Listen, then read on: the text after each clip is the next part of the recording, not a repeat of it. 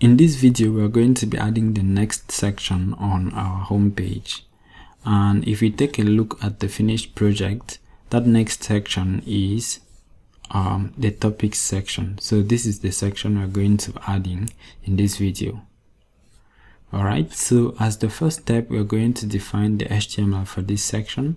So let us open index.html in the root folder of our application. That is the file for the home page. And then we scroll towards the top where we have the last section we defined in the previous video, or in one of the previous videos. And this section here is the carousel container. Alright, we have given it a class of page section to ensure that there is some space at the top and at the bottom of that carousel.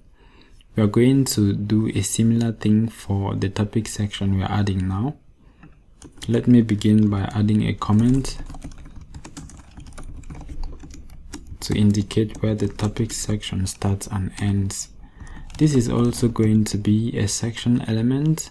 We will give it a class of page section as well, so that you can have some space above and below it. And now we're going to add the specific class of topics container, so that we can select this class to provide styles that are specific to that topics container. And if you take a look at the element or the components, you will notice that everything within it is centralized. The title, subtitle, and the buttons are centralized. So I'm just going to add a class of center, which we defined ages ago. It will basically set text align to center to everything within this element. Okay, so that's it for the wrapper. The next things we're going to add is an h2 header for the title of this section, and then a paragraph for the subtitle, and then we'll have a div for the topics peers. So we'll give it a class of topics peers, and the topics peers is basically the buttons.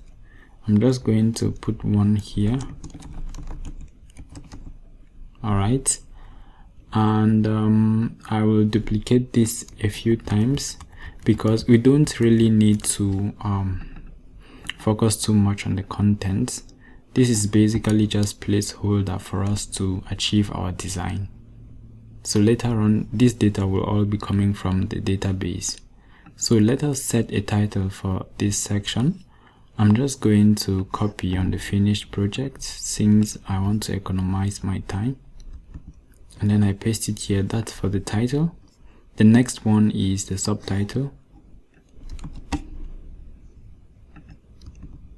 And that is it about the HTML for this section. Now let us proceed to the CSS. Alright, we are on the landing page, so I'm going to add a section here for topics. I think we should place it above the styles for footer. Okay, we have already defined page section in one of the previous videos. So now we are going to grab the container itself.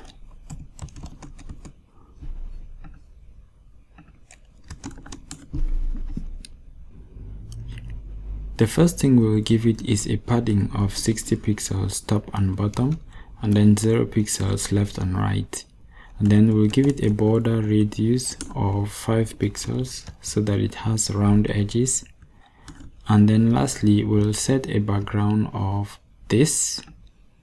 Okay, so we set a background of this, and it will give our element this kind of effect where it has two colors at both axes or ends along one of the axes, and then the colors kind of merge together and form a combination or a hue or something like that.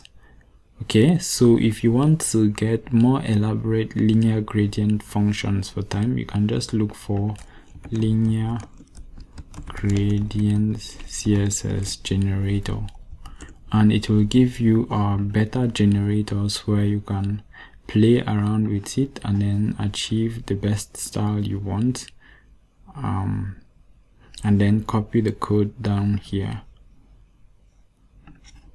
Yeah, so this is the code. You can just copy it and use it in your project. Okay, but I had already prepared this in the background, so we're going to stick to this color. Let me refresh, and this is what it looks like.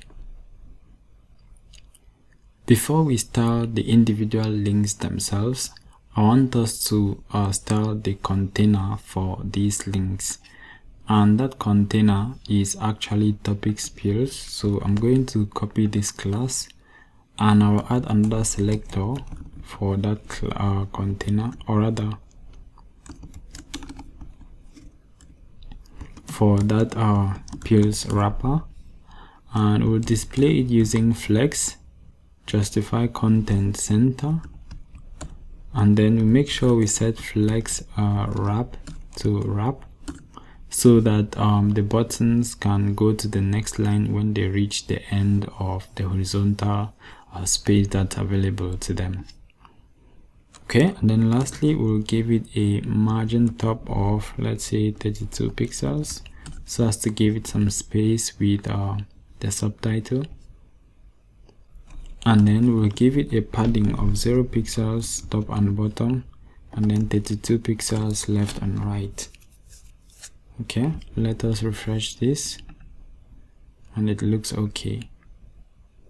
So the next thing we're designing is the buttons or the links themselves within the topic spheres, and those are actually just link tags.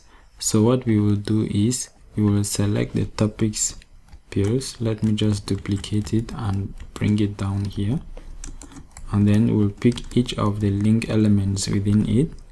We set text decoration to none.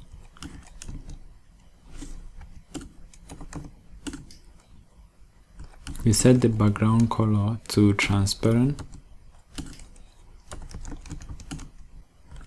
We set the cursor to pointer. We set the border to 1 pixel solid black, but this black is not going to be totally black. We are going to reduce the opacity to about 0.3. Then we will give each of the links a margin of about 15 or 16 pixels to the right and to the bottom. So the margin at the top will be 0. The margin to the right will be 16 pixels. The margin at the bottom is going to be 16 pixels as well. And the margin to the left is going to be 0 pixels. So you start from the top to the left, bottom, and then right. So you basically go clockwise. And then we'll give a padding of about 10 pixels top and bottom, and then 32 pixels left and right, and a border radius of about 3 pixels to ensure that they are round. So let us go back to our browser and refresh, and this is looking good. So if you look at the finished project, when you hover on a button, we basically just elevate the button a bit. We just give it a box shadow. So what I'm going to do is I'm going to add another selector for each of the buttons within the topic spheres. So let me bring down the selector for that button, and then I will add hover as the pseudo selector to that button, and then I will give it a box shadow of this. I prepared it in the background, and then we'll give this a transition. We'll transition all properties over a period of 0.25 seconds, and then the timing function will be ease in out, and this is supposed to be transition, not transform. Okay, so we are transitioning all properties over a period of 0.25 seconds. Let me go to the project and refresh, and now this is what it looks like. Okay, so I kind of tweaked the styles a little bit. I think the buttons here are a bit too big, so I had to reduce the padding for them here. Alright, let me change this box or this border radius to 4 pixels. Okay, and this looks better. So that brings us to the end of the design for this section. I will see you in the next one.